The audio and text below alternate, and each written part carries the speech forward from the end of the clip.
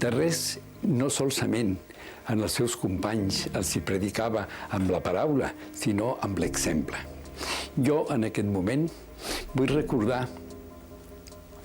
un moment molt important en la vida de Tarrés. Tarrés, allà al principi de l'any 50, es va trobar malament, es va trobar agotat. Va perdre. Tot ho atribuïem a que era un home que no parava, sinó que tenia una activitat extraordinària. Malgrat això, se li va assistir, va caure en febre i aleshores nosaltres vam diagnosticar-li un limfosarcoma.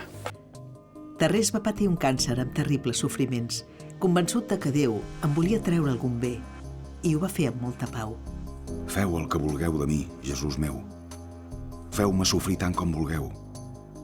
Tot per les ànimes, i especialment pels sacerdots. L'home sempre em deia, el que sento és no poder celebrar missa.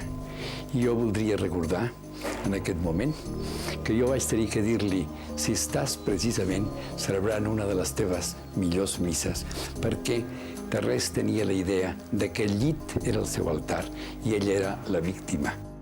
Tarrés va morir serenament a la tarda del darrer dia d'agost del 1950, al Sanatori Clínica de la Mercè, que ell mateix va fundar per atendre els malalts tuberculosos. Va morir amb la pobresa evangèlica que va predicar. Com a únic patrimoni propi, només tenia 80 cèntims. Tarrés va morir verdaderament amb olor de santedat. Que dolç és estimar i estimar sofrint. Al principi, aquest estimar sofrint pot semblar amarg, però com més s'estima, més dolç és.